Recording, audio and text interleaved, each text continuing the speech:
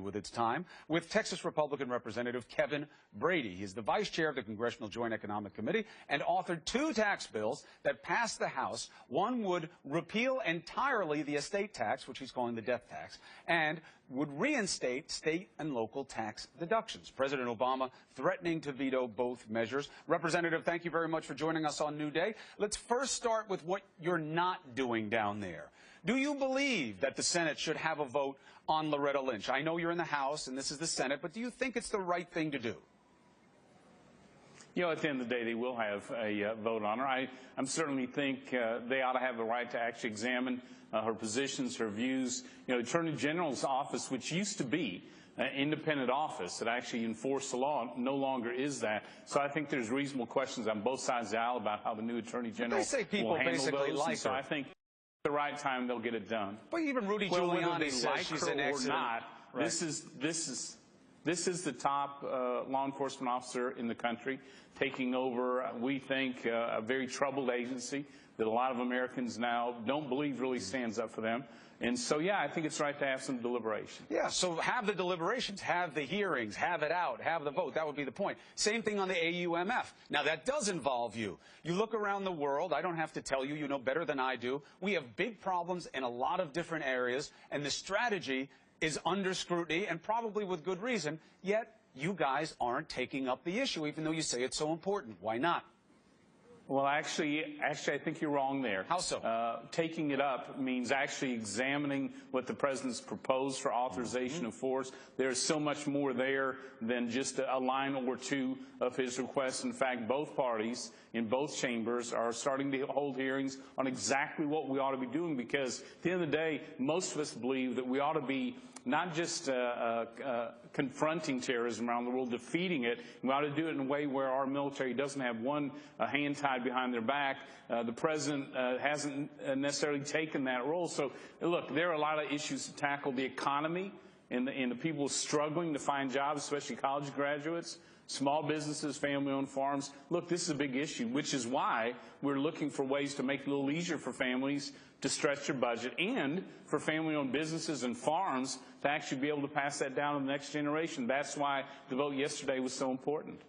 Arnold, listen, I get the segue there, and I'm going to talk to you about that. But I'm just saying, yes, they're starting to hold hearings, but they're not doing enough on something that matters so much. That's my point, Congressman, and it's not just my point. Yes, sir. Yeah, Chris, I appreciate that, but I'll tell you what, you know, these are important issues.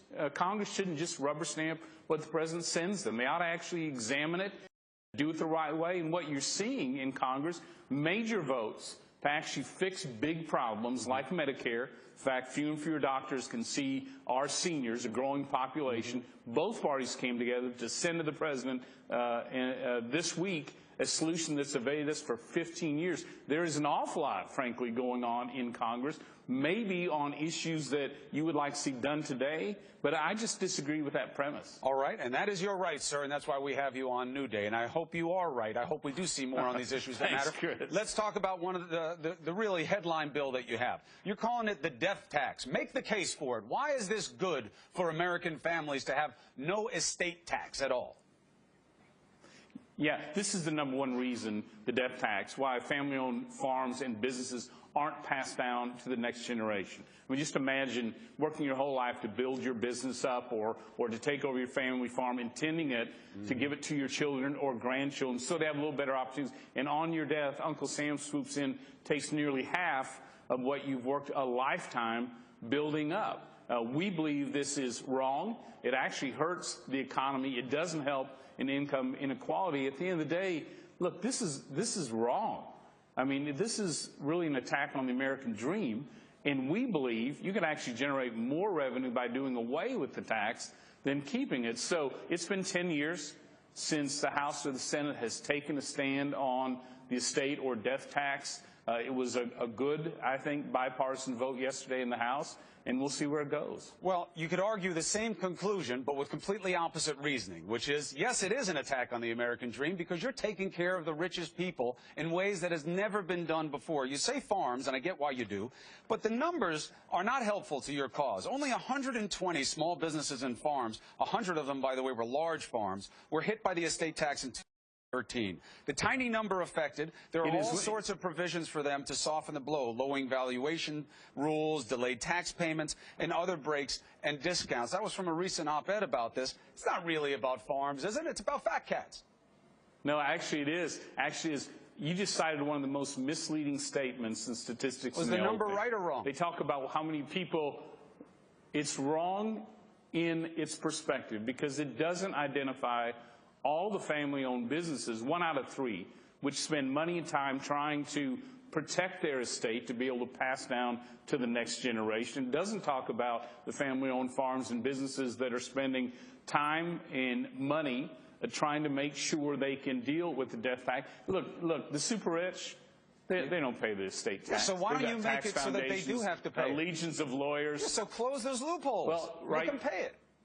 Actually, so government will choose if you're too successful or not. At the end of the day, here's a basic question. Yes. That lifetime work and sacrifice and risk, is that money yours or is that the government's? Is it yours to pass down to your children or is it the government's? And again, this doesn't hit, the death tax does not affect the Kennedys, the Trumps, the Gates. They have foundations. They have charitable trusts. Yeah, but you could fix that, and it does hit the richest of the rich. You're giving them $10 million in exemptions for a couple. No, I'll tell you what. Who has that? It's less than 1/10 of the population. When I leave this interview, I'm going to see a small business person who's doing air conditioning and heating his whole life.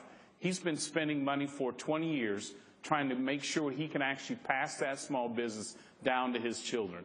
These are not the super rich. And a lot more than just a few are affected by if he's got more than $10 million with his wife or partner, that's doing pretty well compared to the rest of the country. Well, hold on one second, Congressman, because I don't understand why you're doing it with your district being what it is. Tell that. Well, hold on, Congressman, I want to know who you're doing this for. I want to know who you're doing it for, because your district, you've got lower median income than the national average. You only have 4.5% of your district that makes over $200,000. Who are you doing this for? Who I'm doing this for? Who I'm doing this for is Miss Snook, who later today is going to tell us in the public why she's been forced back to the bank for the 3rd time to take out a loan to pay the death tax just to keep the family farm that's been in their family for 80 to 100 years. So grandfather paid it, father paid it, now surviving spouse, she's paying it. That's exactly who I'm doing this for. The exemption is $10 million for a couple. It winds up affecting less than 5,500 families. And you have no perspective on a business that has a print shop, that has land, perhaps a building, will get over that exemption. A family farm with 700 acres, not a big one at all, they're over that exemption. Again, you may hide behind the Donald Trumps of the world, but in fact, this is hitting everyday Americans. That's why in poll after poll, nearly 70% of Americans think this is the wrong tax at the wrong time and hurts the wrong people. Nobody likes taxes, but I wonder how high on the list of the average family the estate tax is on their worries about their household. But we'll see. It will bear out when people start debating the law. It is, and it's a good debate. It's been 10 years. This is a great debate to have. Congressman, whose money is this? Thank you very much for coming on New Day. Love having this kind of robust debate. Look forward to having you back. Great. Thanks, Chris. Appreciate it. Absolutely, sir. Poppy. What a conversation, Chris.